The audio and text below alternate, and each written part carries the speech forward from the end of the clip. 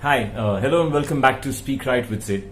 We've been talking about parts of speech and nouns in specific, and in the last video we did one kind of differentiation of nouns, and we'll continue with a few more differentiations of understanding various kinds of nouns.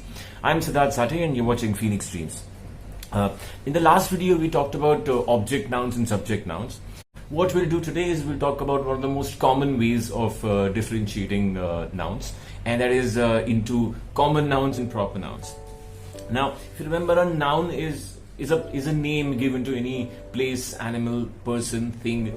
Now, common noun essentially remains almost the same. The important point to note here is that common nouns are all generic nouns, which means they do not talk about a specific person, place, thing, animal, or city. In fact, all of these words themselves, person, place, animal, city, thing, all of these are common nouns because they aren't talking about any one thing in particular. They talk about generic groups of similar things, a person, a place, a city, an animal. All of these are common nouns. Proper nouns, on the other hand, are when you talk about the name given to a specific, any of these, a specific person, a specific place, a specific animal, specific city. So Siddharth Sathe is a proper noun. If you talk about the city of Mumbai, New York, or London, these are proper nouns.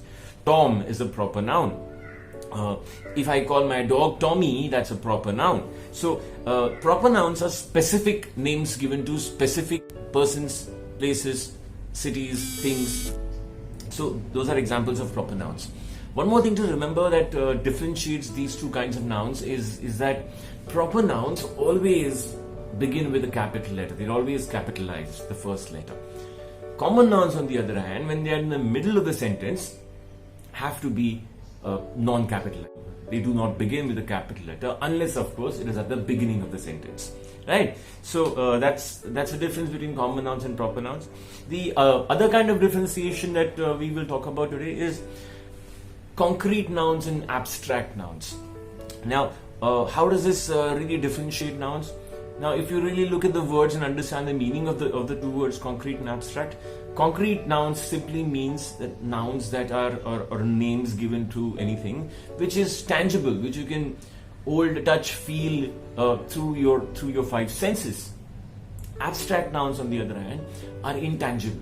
So a lot of times the things that we've spoken about already, the common nouns, the animals, the dogs, the proper nouns, the common nouns, are all tangible nouns and so are concrete nouns. Abstract nouns will be more connected to the other part of nouns, which is thoughts, concepts, ideas, which you cannot really feel through your five senses. They are abstract. They have to be understood to be known what they are. There is no physical embodiment of those things. So intelligence, happiness, the word idea itself, all of these, the word thought itself, emotions, happiness, sadness, anger, fear, hatred, all of these are abstract nouns because there's no physicality to it, which gives it an intangibility. Right? So that's the next kind of noun. And all of these nouns that we've spoken about, maybe common nouns or proper nouns, concrete nouns or abstract nouns, can be subjects or objects depending on the sentence structure and your intention when you're talking about them. They can be either the subject or the object. Right?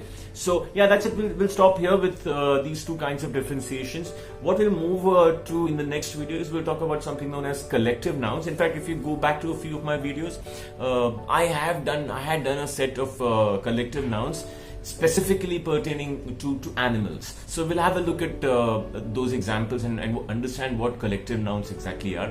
We'll also talk about something known as countable nouns and uncountable nouns.